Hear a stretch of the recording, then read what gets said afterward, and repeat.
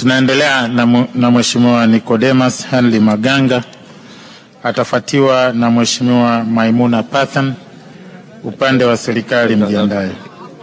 Asante mwenyekiti kwa kunipa nafasi. Asante sana Mheshimiwa mwenyekiti kwa kunipa nafasi ili na mimi niweze kuchangia hotuba ya waziri mkuu. Kwanza kabisa nianze kwa kumshukuru Mungu muumba wa mbingu na nchi kwa kuniwezesha na kupata hii nafasi adimu kabisa ya kuweza kuzungumza na Watanzania wote kupitia Bunge la Jamhuri ya Muungano wa Tanzania. Mheshimiwa mwenyekiti, nianze kwa kumpongeza Rais wa Jamhuri ya Muungano wa Tanzania mama yetu Samia Suluhu Hassan kwa kazi ambazo amezifanya ndani ya mwaka huu wa 5, na sisi kama wabunge wake, washauri wake, tunaenda vizuri kabisa. Lakini pia hata hii hotuba ya waziri mkuu inatoa taswira kwamba tunakoenda na tunakotoka ni jambo la kumshukuru Mungu sana. Mheshimiwa mwenyekiti, ni hakika tulikotoka ni mbali. Nchi yetu imepita kwenye bonde la umauti. Kupotelewa na rais wa awamu ya 5, kila mmoja tulikuwa tunatazamana kwamba tutamalizeje safari, lakini sasa hivi tunashukuru miradi inazidi kukamilika. Bwawa la Mwalimu Nyerere limekamilika, lakini pia feri ya Busisi imekamilika, lakini na mambo mengine mengi lukuki siwezi kuyataja yote yamekamilika. Nianze sasa kwa kusema Mheshimiwa mwenyekiti, mimi natokea Mbogwe, na Mbogwe tumepata neema mwaka huu. Wizara ya Madini tumepata maleseni mengi. Tunampongeza sana waziri wa madini kwa leseni alizozitoa. Japokuwa kila kitu kizuri huwa kinakuwa na changamoto, Mheshimiwa mwenyekiti. Taarifa ambayo hapa sasa hivi inasumbua kwenye mkoa huu wa kimadini, watu wanahitaji zile sheria za misitu na sheria za madini ziweze kulegezwa kidogo ili kusudi watu waende wakachimbe kwenye leseni zao. Kwa hiyo kupitia hii hotuba ya waziri mkuu, niombe sana serikali na wahusika wote kwamba waone sasa kila sababu hawa watu waliolipia maleseni huko waende wakaanze uzalishaji ili kusudi nchi yetu tuweze kupata mapato mengi na kuweza kukamilisha hii miradi mingine ambayo bado tunahitaji. Mheshimiwa mwenyekiti, nchi yetu bado ina uhitaji mwingi. Majimbo yetu, kila mbunge hapo ukiongea naye ukimuuliza bado mahitaji hapo mengi. Pamoja na kwamba yaliyofanywa ni mengi, lakini shida na zenyewe bado ziko nyingi majimboni. Kupitia mkoa wa kimadini wa Mbogwe, nina imani tuna matilioni mengi tunaenda kuyapata. Nikiangalia upande wa barabara, kila mbunge hapo ukimuuliza barabara zake haziko sawa. Lakini pia upande wa maboma, wananchi walijenga miaka mingi huko, maboma bado yanahitaji pesa. Kwa hiyo niombe sasa Wizara ya Madini, kwa vile tunaona kabisa kwamba dhahabu ziko nje hapo Mbogwe kwetu, waweze kuwasiliana na watu wa TFS ili kusudi walegeze masharti hayo yaliyopo ili dhahabu ziweze kuchimbwa na kazi ziweze kuendelea.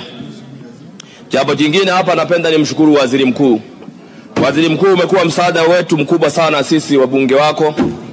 Tulikuwa tukipata na matatizo mbalimbali tunakufuata, unatuelekeza kwamba nini cha kufanya. Mungu akubariki sana.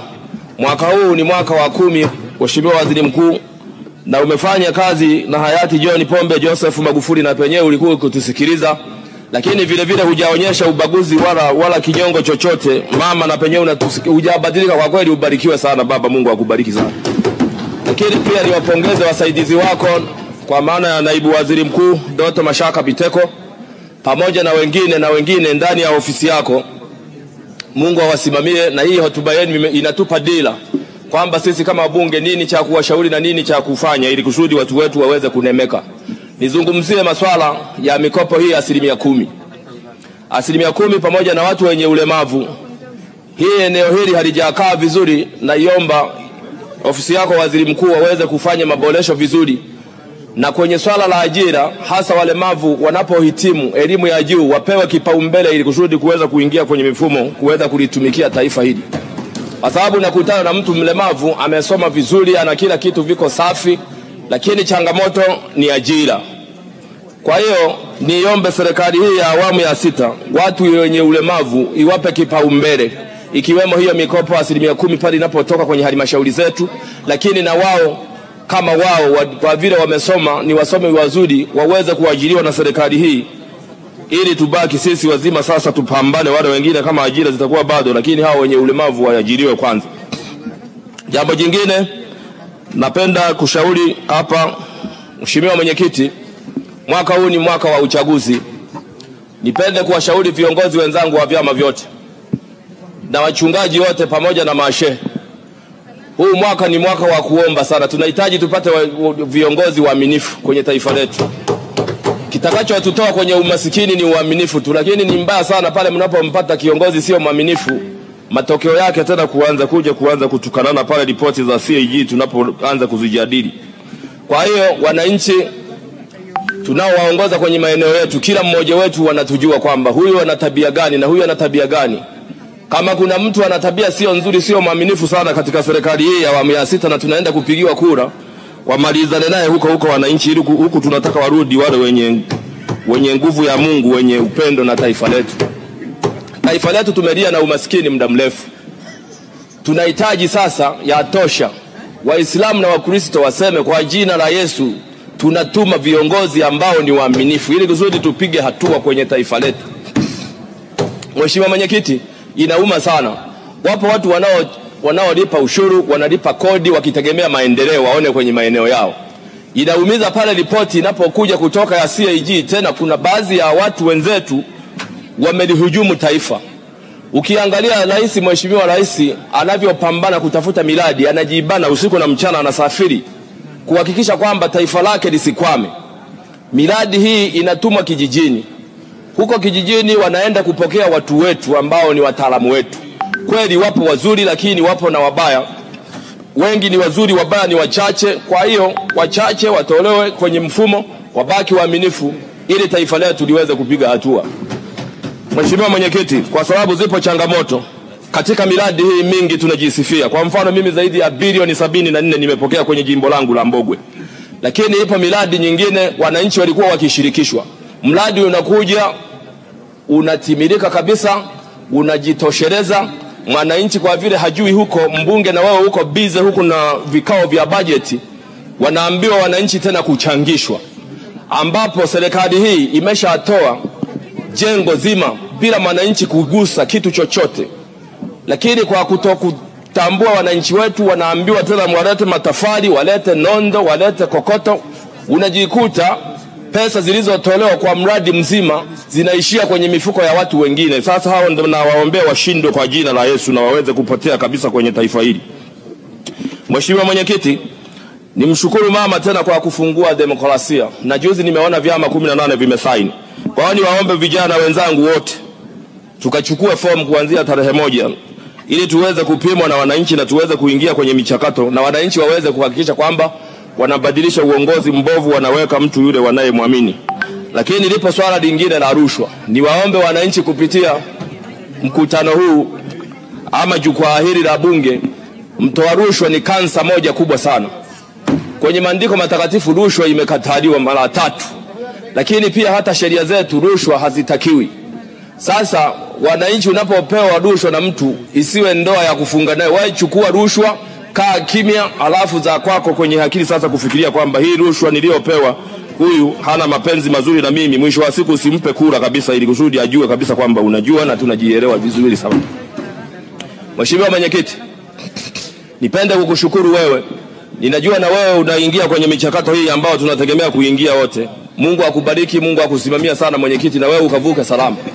Imani yangu tutarudi pamoja Mwenyekiti. Lakini cha msingi tumtangulize Mungu. Cha msingi tumtangulize Mungu Mwenyekiti. Hata faula tutakazoanza kuzicheza huko baada ya bunge letu tukufu kuvunjwa tarehe 27, najua kila mtu atatoka na sura yake hapa.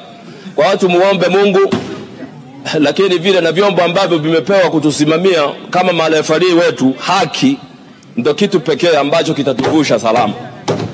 Kwa sababu hata vurugu huwa zinaanzia pale haki inapokuwa haipo.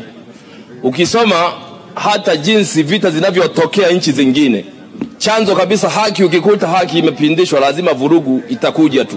Ndio maana mimi nasemaka kipaumbele changu mimi ni haki, amani baadaye. Mtu akivunja haki yangu lazima tuvurugane, mambo ya amani yatakuja baadaye. Kwa hiyo nitoa wito kwa wale wote viongozi waliochaguliwa kutusimamia kwenye uchaguzi huu, watende haki ile ya Mungu. Mimi Maganga, kama kula zangu hazitoshi, ziache hivyo hivyo, zikae hivyo hivyo, usiniongezee wala kuniibia kula. Nikiwa nimeshinda, ziache hivyo hivyo, kula zangu zikae hivyo hivyo, kwa sababu mimi siamini katika haramu kwenye maisha yangu. Haramu, mimi ni mtu wa halali.